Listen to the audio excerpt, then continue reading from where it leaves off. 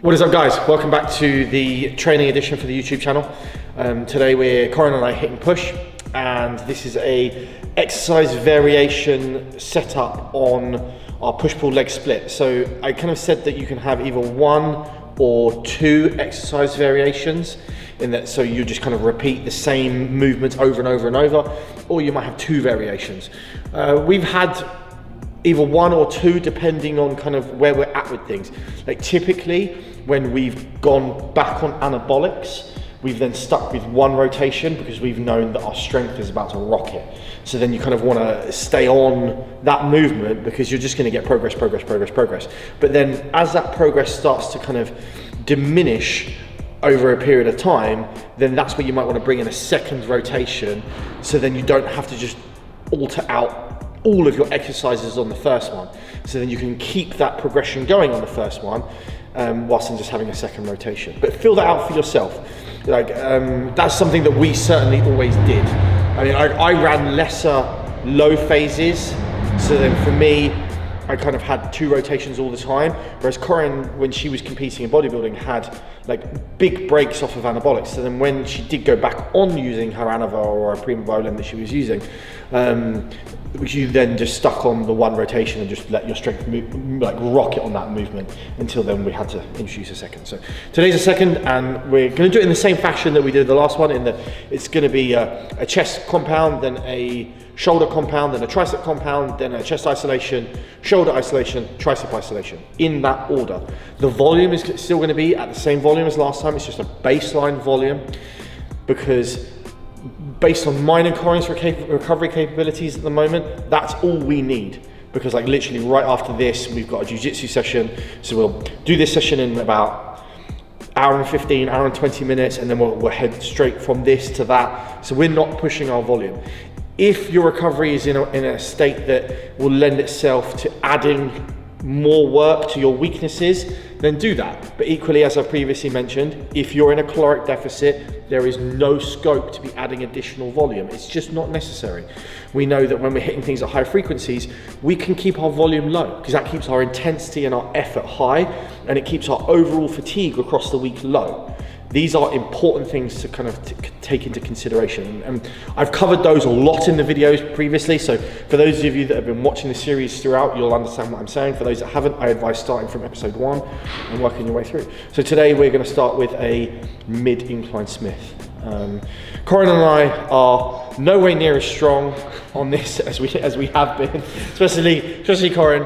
At one point was world champion bench presser. Literally, but you haven't taken anything since August of last year when you did your last bodybuilding competition. That phase is done. Yeah. I'm now like 10 kilos lighter, if not more, all of the time. Yeah. And I'm not actually trying to be that strong anymore. Yeah. Well, so like obviously, like, for those in terms of like my focus of training, I'm doing more martial arts than I am strength training. So I'm not focusing on strength. If I was, I'd be in the gym a lot more, my frequency would be higher, and I'd be structuring everything around being strong, but I'm not. So for those of you that just kind of have asked the question, can you do weight training sessions and martial arts sessions at the same time? Of course you can. Yes. Just do both. Just literally do both as hard as you can and adjust your kind of work in either of them accordingly. So some weeks you might be tired and you might be like, okay, well, because my focus is actually still my physique, I'm going to drop out one martial arts session this week. Or if your focus is actually solely your martial arts, you're like, okay, I'm only going to do 2 weight sessions this week. Just slide things up and down accordingly. Don't overthink any of that. Like a lot of you asking this question, like how can I do both? Just literally do both and just auto-regulate as you go. You can very much have a phenomenal physique, phenomenal, and be very, very damn good at martial arts. You can do both. That's absolutely not an issue. Will you be an IFBB pro and also be an extremely competitive martial artist? No. It's not going to happen. Once you get to that point, you then have got to go, okay, which direction am I going in? But that's obvious. That's very obvious to anyone. Like, you cannot be world class in 2 things at the same time. It's just not realistic. So, right, we'll crack on and we'll get to work.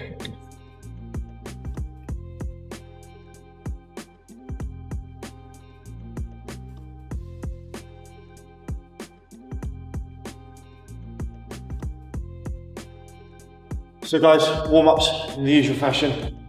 Not wasting any energy, just 4, 3, 2 reps.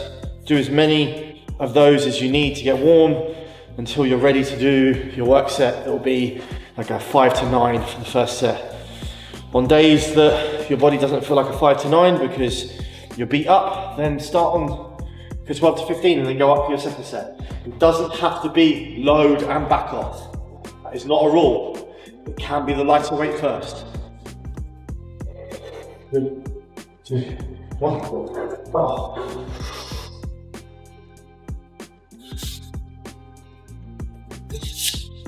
Yeah, do it.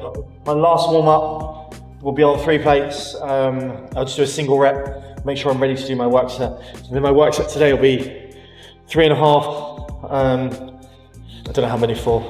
Sadly, gone on the days of 4 plate pressing. Apologies. I did my best, but it's just not happening.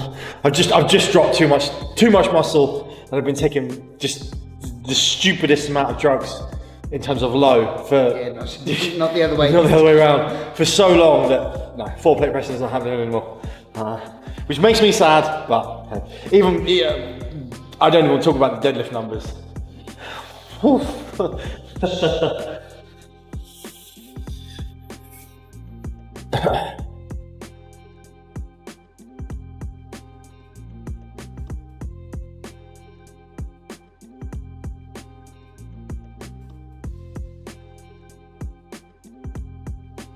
those of you that care, Corinne's competing again next weekend in a 3rd jiu-jitsu tournament.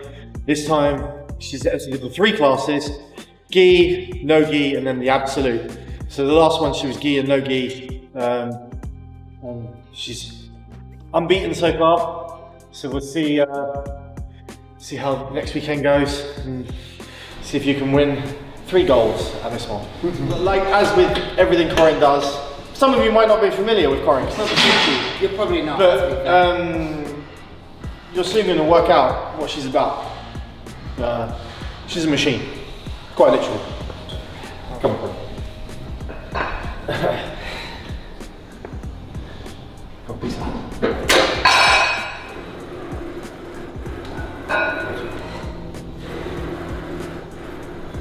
5 seconds.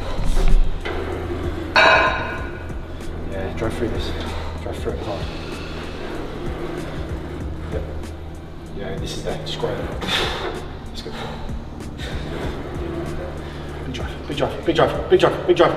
Come on. Big drive. Good. Yeah, baby touch. That last one up on 3 plates felt like I could still do 4 if I wanted to. Let's do 4 because it might still be there. For those of you that are on the members site, you're used to this from me. But I gave you a little bit on the leg one. But when I'm trying to do really, really, really strong stuff, I've got certain songs that basically act as cheat codes for me. Some people don't like getting into headspaces, like I said before, to be aggressive. I do, because it makes me really, really, really damn strong when I do it. And certain songs just help me get there. They're mostly classical type songs.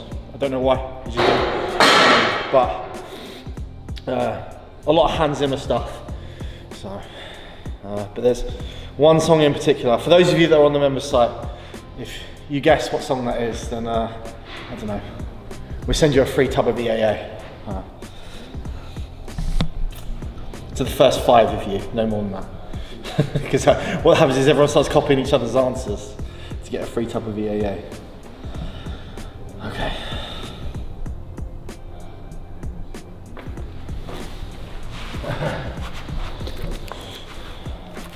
Don't miss, guys, don't miss.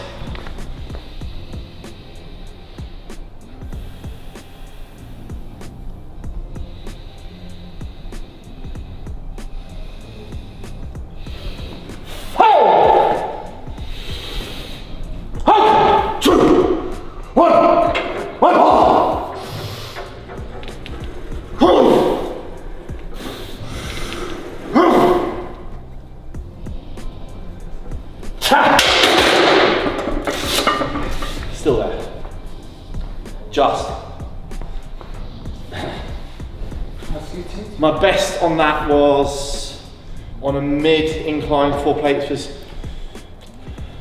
14 reps.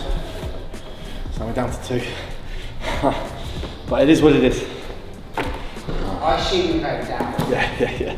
Obviously mine and Corinne's goals are still to progress our lifts. Like, we've dropped a boatload of strength and size, out of choice, to be able to do like the stuff that we're doing now. Like, my goal is to be able to be competing like Corinne is. I'm just not as good as her, and it's not coming as quickly to me as it is her, but Corinne dominates absolutely everything that she does, so that's kind of expected from her. For me, I'm doing my best to catch up, but now our strength has dropped to kind of this level. It won't actually keep dropping from here. Like, from here, we can then drive it back up again. So Corinne, your first set there was 35 a side? 35. Yeah, so Corinne's goal will be to get back up to doing 2 plates a side. That's right. Yeah, and we'll biscuit and creep our way back up. But like, we've both had proportionally the same kind of drop-offs in strength, in that like, Corinne at her peak, when she was winning all of her powerlifting competitions, benched 2 plates aside on a barbell for 10 reps was your best? 100 kg for 10? That set that Josh spotted you? Yeah, something like that. Yeah, 100 kgs for 10. So, and then like, there's videos floating around of her doing like dumbbell presses on 50. High inclines. Yeah, high incline presses in the 50 kilo dumbbells. Yeah, so doing some really strong stuff.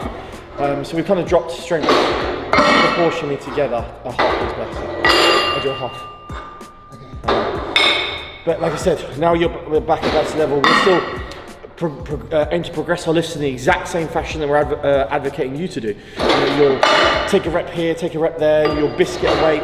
Like, for us, lift progressions will come really slowly now, really slowly. And that, like, exercises will stall sooner, and we'll have to rotate them out more frequently. But that's just part and parcel of being kind of in this position. Obviously, Corinne is entirely natural, doesn't take anything whatsoever. So when you're in that state, it just is what it is. You just have to scrap for your lift progressions.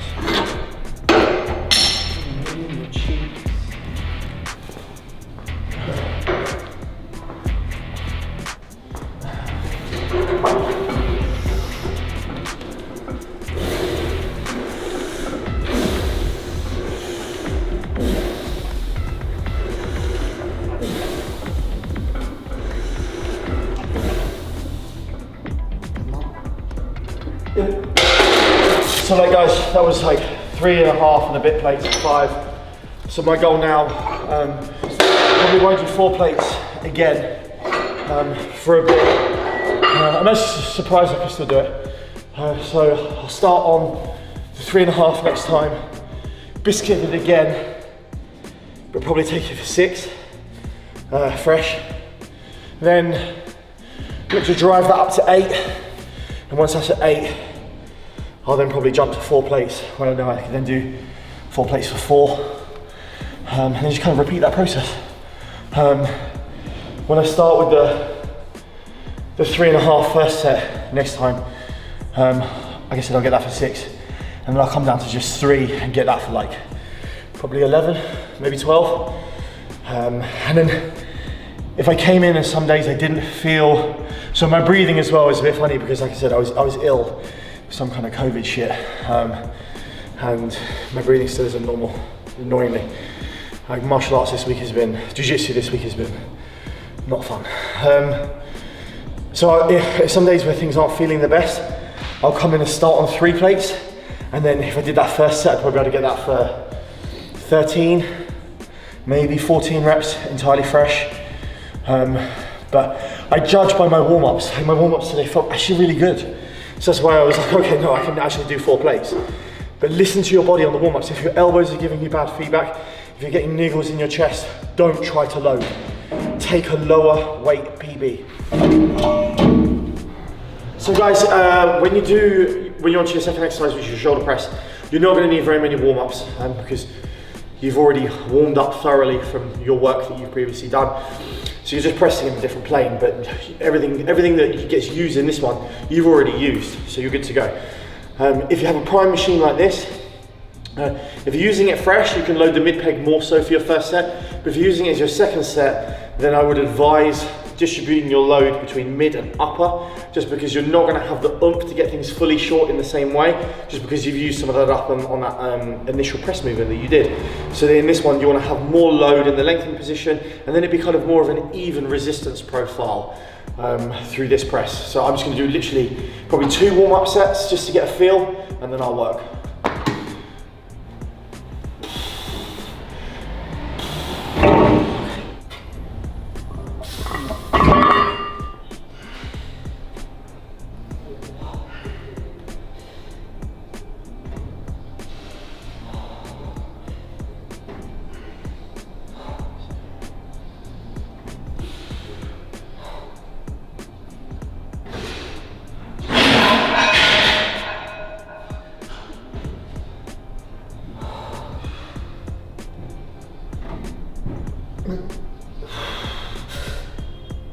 Nice one, come on, drive through it, good.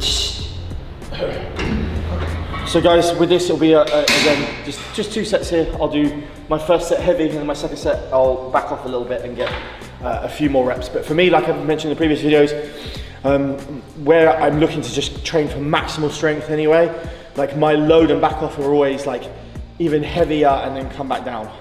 I wouldn't have usually done a double on that 4 plate, but I was just taking the piss. That was literally just to see if I could do it. So, and again, for those of you that aren't used to my YouTube content, get used to that, because a lot of the time I will still just do things just to see if I can still do them. I don't get injured that often actually, so which is surprising. Don't say that now.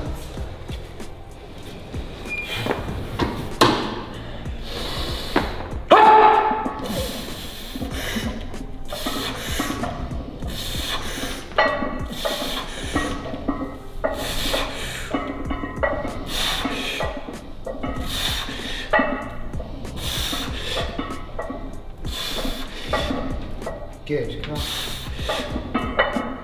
Get it.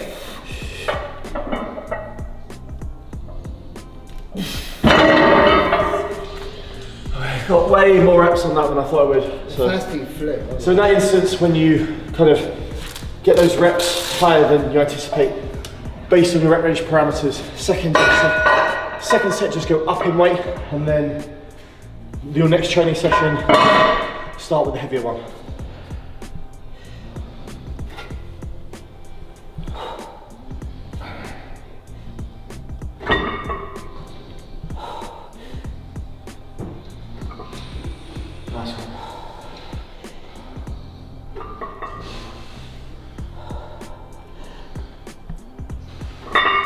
Let's go, try for it. Yes. Power at the bottom, you get it. Let's go.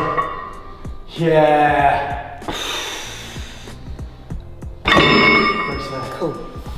The way that it drops off like that is so good. So guys, you saw there that Corinne adjusted her loading for the second set, but she had more overall machine weight, because first set you had 40 kilos a side, and then the second set was 45 a side. So we're going up in the second set because she got 8 reps on the first set, but more of the load was then on the top peg, just because of the resistance profile. And again, we've got still lots of power in the lengthening position, but you're going to struggle to get that lockout, so then adjust your resistance profile accordingly. I'll do I'll actually do 4 and 1. So guys, this will be heavy now. This will probably only be like 2 or 3. But as you can see, I've hugely adjusted the resistance profile. So I've got 5 plates on the machine in total aside, which is what I should have had on the first set.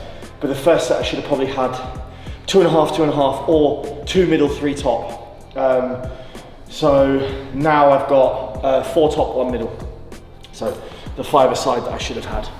What's super important, guys, is that when you are potentially in my position and that you've been really big and strong, and then you decide that it's time to downsize, get fit, get healthy, still look good, because you should always look good. There's no reason to misrepresent yourself in the way that you look, because that's been your identity for your life. But you have to literally accept that your strength is going to drop. Like for me, there is absolutely no thought process that to redrive my loads, that taking more than a TRT dose like I said, I'm not even taking a TRT dose. Like they're taking more than that. I don't believe there should be a thought process if you were in my position, in that you've built a ton of muscle and you've pushed. If you've competed for a long time and you've been using for a long time, I believe that that's it. You draw a line under that and you must accept it. I think that's really important. Like, obviously, I can't tell you how you should live your life, but I know for sure, for me, it would be a risk that I would not be willing to take after having pushed.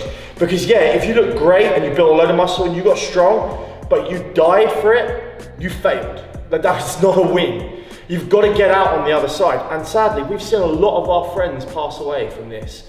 And that can be avoided through smart decision.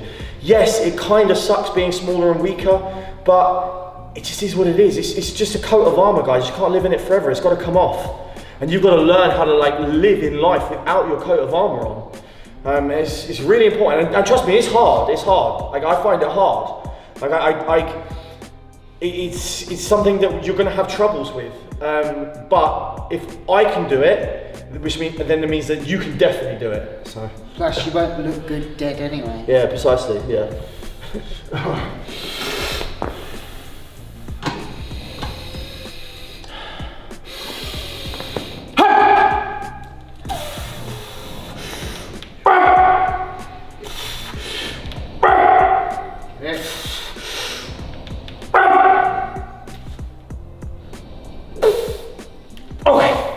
So guys, third compound movement, which is our tricep focus. We're going to do it on a narrow grip cable press. So the goal here, the advantage of this setup is that you can really adjust your elbow path to hit the tricep perfectly. So we're going to keep nice and tucked, and then we're going to drive out and lock out all on the triceps. One warm-up rep, that's all I needed. So because everything's really warm, and I know kind of roughly the weight that I can use on that. I actually felt, again, heavier than I thought it would, but it's kind of the story of everything at the moment. So I'll do, yeah, one more rep, and then that's it, I'm ready to work. Don't need to waste more energy than that. Yeah.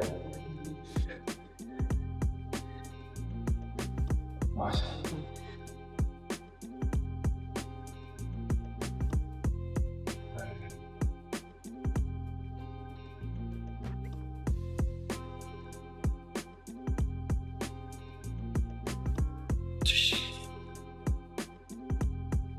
So guys, obviously if like your triceps were a weakness over your shoulders, this could then be the exercise that you did second in the order of the session.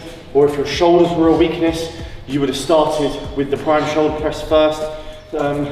If your triceps are your biggest weakness, I would do a chest press movement, but all I would do is just slightly adjust my grip to just bring the grip in slightly, just to have a little more tricep bias,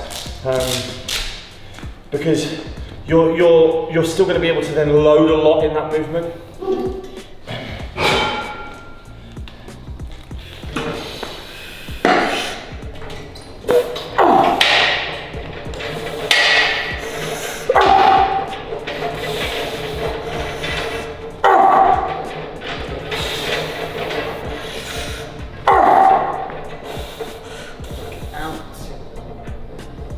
So guys, you can just see there, that last lockout, that was very, very hard. And again, that's a resistance profile component. That's the theme that we're talking about consistently through the videos, is that in that moment there, I would have loved that to have dropped off slightly.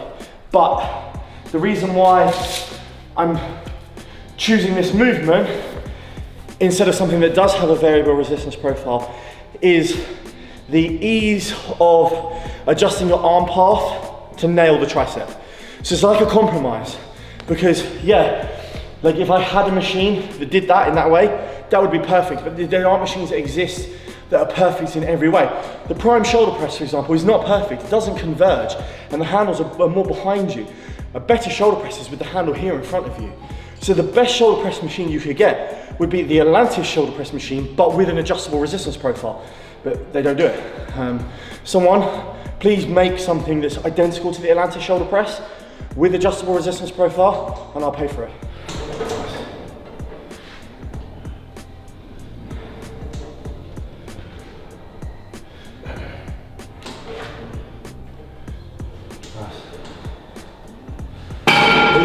Corinne's arm path and like the ease of adjusting the arm path throughout the cell and tricep is perfect, isn't it? It's a very, very, very nice tricep press movement. So guys, I've gone down in weight, again, just because I'm not going to get this short otherwise. And even when I get closer to failure, I'll still have some oomph in the lengthened, more so than the shortened. But then how I end the session with my tricep work will then kind of make sure that I've exhausted the lengthened position. Little spot. Good. So guys, yeah, I know. So the way around that resistance profile aspect is, you heard on that last rep, all I shouted to Corinne was just little spot. She knows that I can basically get the rep myself, but I just need a little bit of help getting that short. I don't see that so much as a force rep, because that's a resistance profile issue. So in those situations where you have less than advantageous resistance profiles, have someone go hands-on just to get it short. I talked about that in previous sessions as well. So guys, we're onto the pec deck now, and because of our exercise choice so far, in that we use the tricep press that was hard to get short, although we were biasing the tricep, there is still some chest element there. And in that position, you are still then fatiguing in the shortened position. So when we get on the pec deck now, we're going to use settings 5 to start, and then setting 3 for the second set. And these are the ones that immediately more move towards dropping off in the short, because we just don't have as much strength left there now. But you're still going to have a lot left in the lengthened. So pick your exercise selection here appropriately. If you didn't have this pec deck, I would be doing a dumbbell fly. So guys, with that, Corinne's form is a little different to mine. And I don't really adjust her form when she does things the way that she wants to do them, because she was an extremely good professional physique competitor and bodybuilder. So in those instances, when you have someone that has been lifting for a really long time and they do form that is less than like textbook or ideal, don't read into that, because you're going to see that a lot with a lot of pros. So like a lot of the top guys lift in their way. Like that's not how I do the set. I do the set where I'm looking more to bring my upper arms together, but Corinne knows how she wants that set to feel. So in those instances, you need to play with the feel for yourself. And again, if I see people criticizing the way that like certain pros train, it's cringe guys, because you're trying to get as big as them, but you're not. And you're trying then to criticize them because that kind of slightly makes you feel better subconsciously. Whereas when you really think about it, like all that you're actually trying to do is to look like them. But for some reason you're criticizing them. Stop doing that. Just understand that there's going to be nuance to people's forms. So branch lifts how branch lifts. Yes, I do not want to lift like that, but I will never criticize the way branch lifts, because look what he built from it. So if you're criticizing the way branch lifts, you're a moron, okay? But equally, you have to understand that that form might not work for you. So there's a real kind of scope for variability when it comes to execution. Yes, there is execution that we could consider optimal, but let's understand that this has a broad spectrum when it comes to people that know the way internal stimulus feels.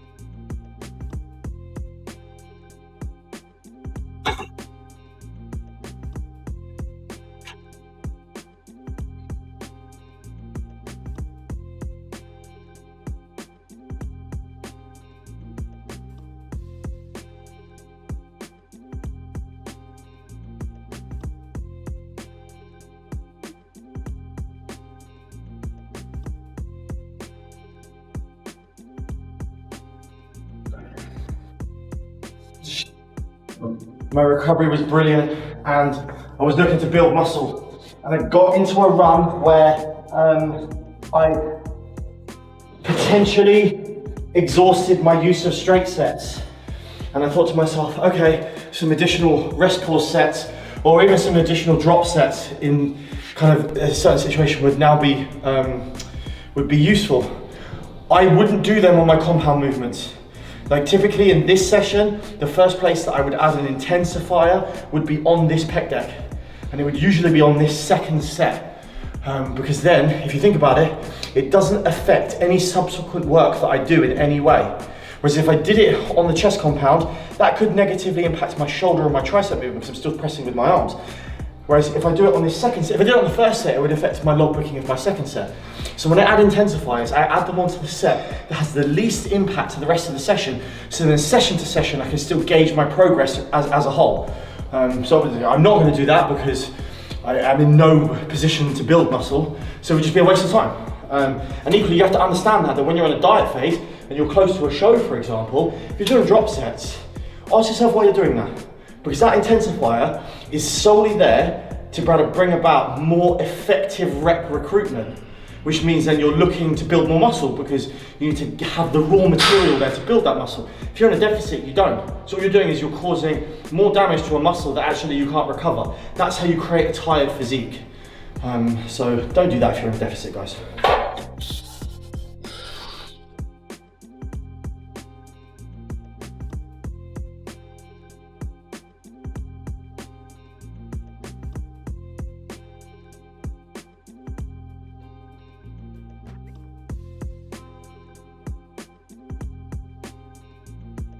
Seven again.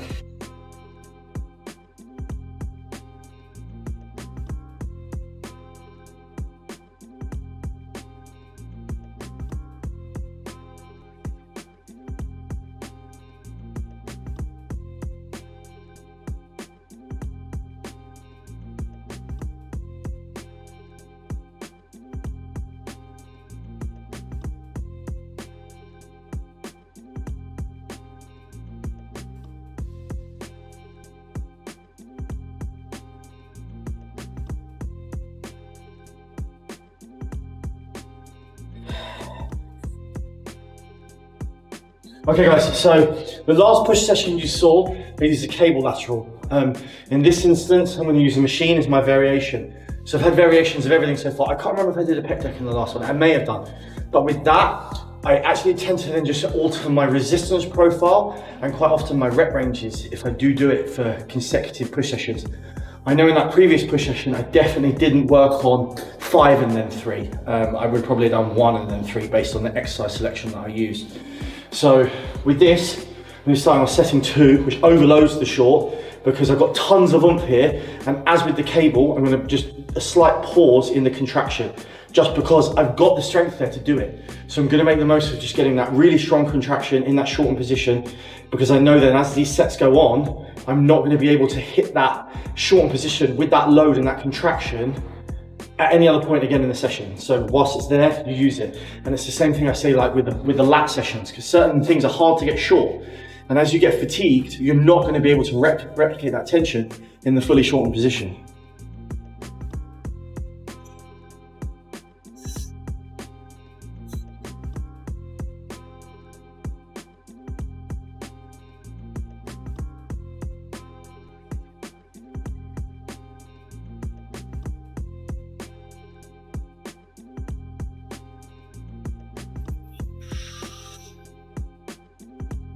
That set was over when I felt like I couldn't quite then hit that fully contracted position.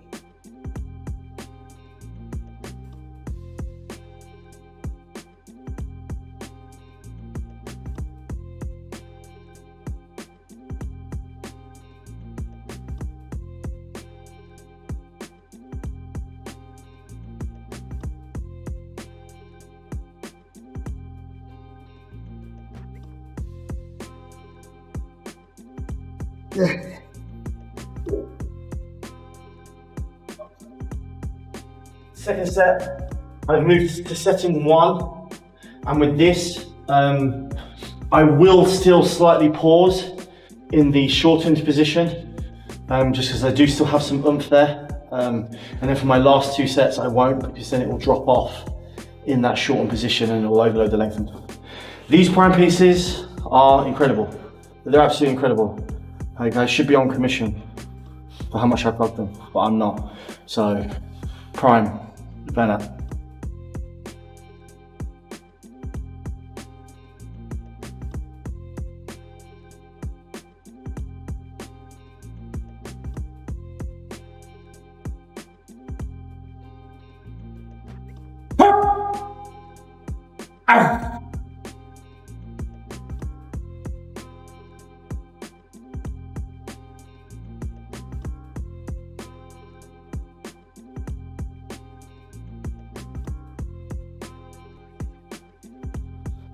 Set 3, setting 5.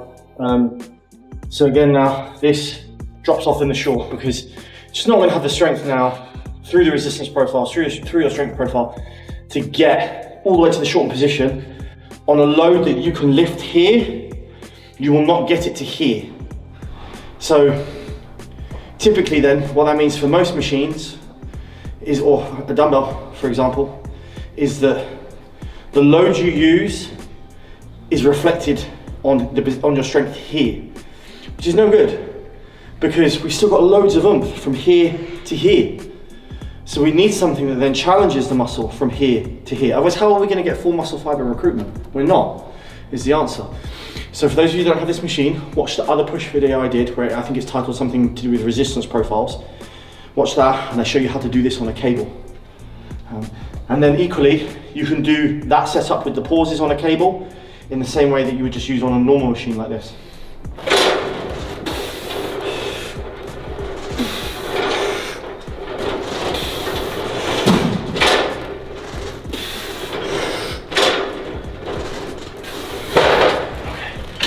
That again.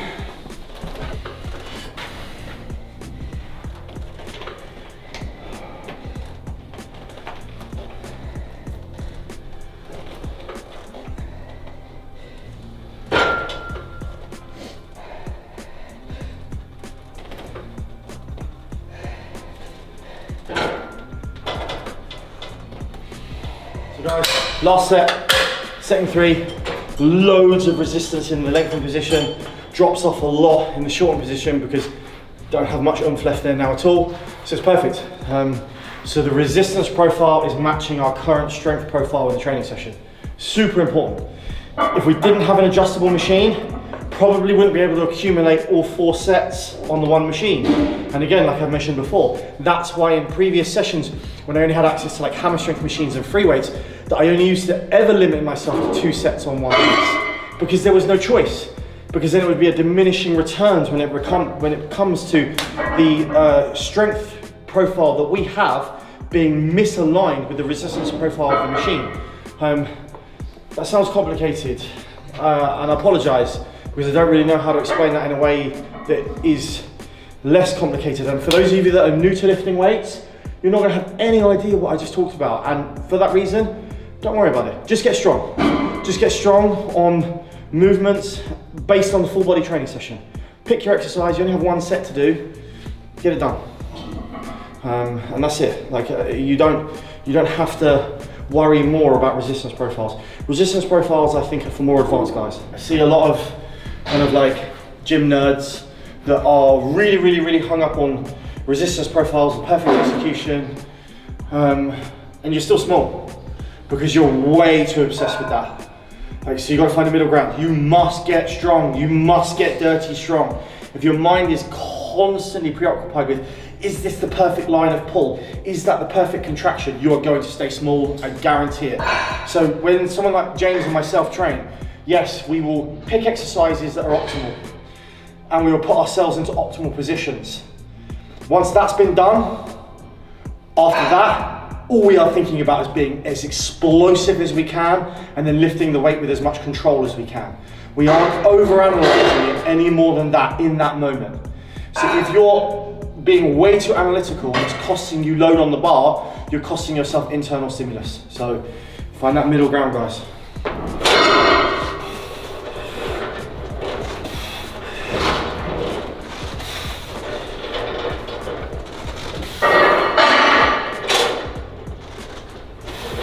Oh man, that's a sad day, that is. Only 5 reps on that. My best ever on that was 26 reps. Sad times. It's alright. No less than 20% than I used to be, so. I know you The do. goal will be for me to recreep that to like 10, maybe 12 reps. It won't go above that. And that'll take me ages to do. And I have to stay focused on that. So like the last like 2 months, like for the last 3 weeks, I haven't trained push at all for the last 3 weeks. Or is it 4 weeks? I don't know, it's ages, it's been ages. Because, like I said, I was poorly, and then before, I wasn't recovering from my martial arts sessions. So then, in this period, I was like, right, my weights is just gonna drop out for a bit, just because I am happy to keep getting a bit smaller. Like I wanna be walking around in the 230s, low 230s. That would be ASAP, so that's why I'm happy to kind of jump forward and not lift for a bit. But then I miss it, and then I'm like, nah, my love is still lifting weights. Like, especially when I'm nowhere near as good at jiu-jitsu as Corin. So then I'm like, So just for me, it's been constantly trying to find this balance of how much do I lift weights relative to how much to do jiu-jitsu. And again, that's just reflective of my goals, and it changes actually week to week.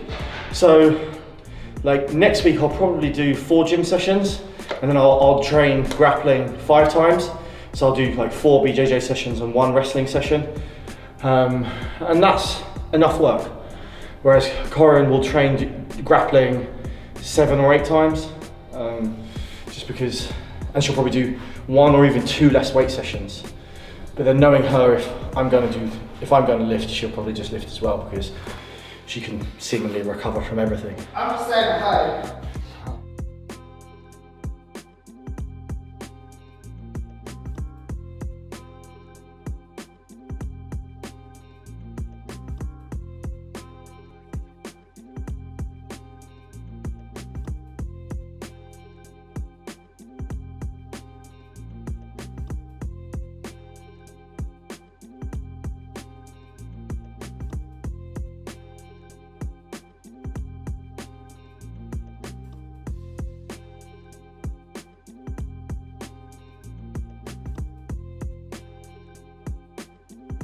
So guys, last exercise, a tricep extension. Again, this really biases the lengthened position. There's not a huge amount of resistance in the shortened position. There's some, a lot more than a dumbbell, but there isn't masses, and that's reflective then of our tricep exercise selection choice earlier in the session.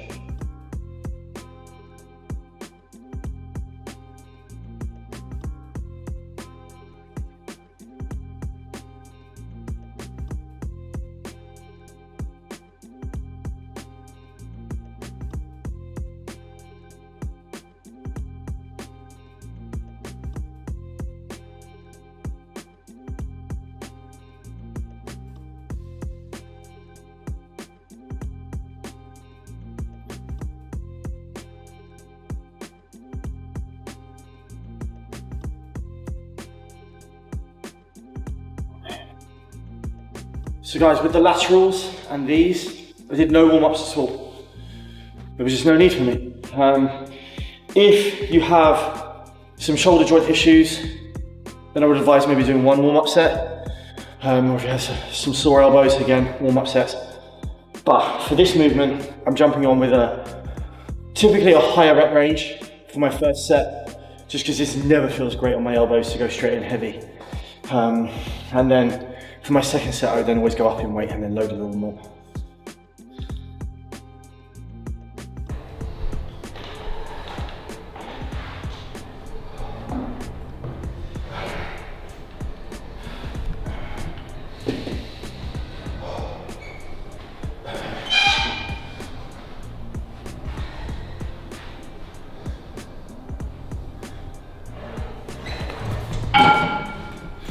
From a volume perspective, if we look at the volume of work that's been done, when it comes to direct tricep movements, it's only 4 sets.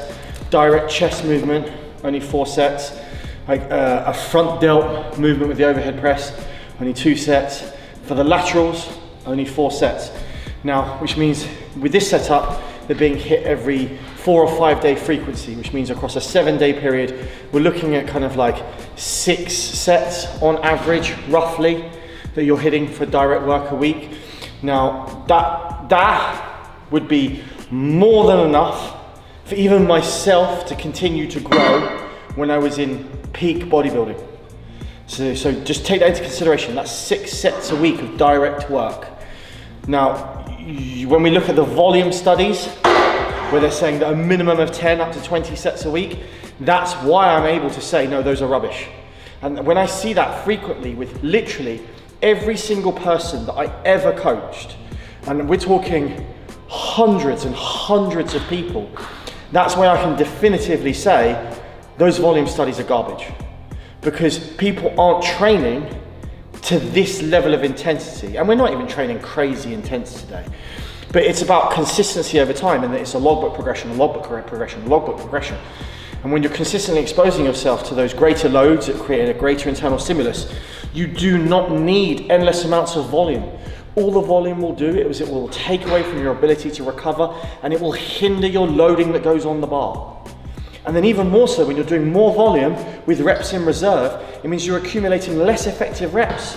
So your ability then to get load on the bar is huge. Look at all the guys, like, so don't get me wrong, there are some guys that have great physiques that train with the RER approach. So you're going to use those as examples, but none of them are strong and none of them are dense. Fact, every single guy that is strong and as a result is dense has trained in a progressive overload manner with no reps in reserve.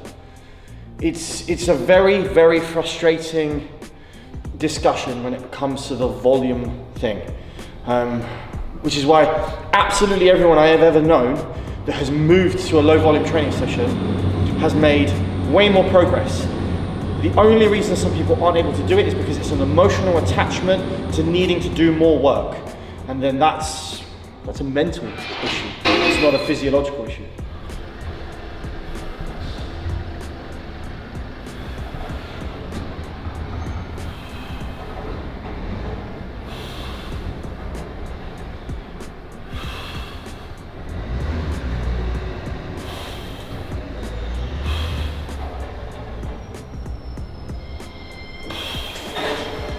Session variation 2, so give the session a try.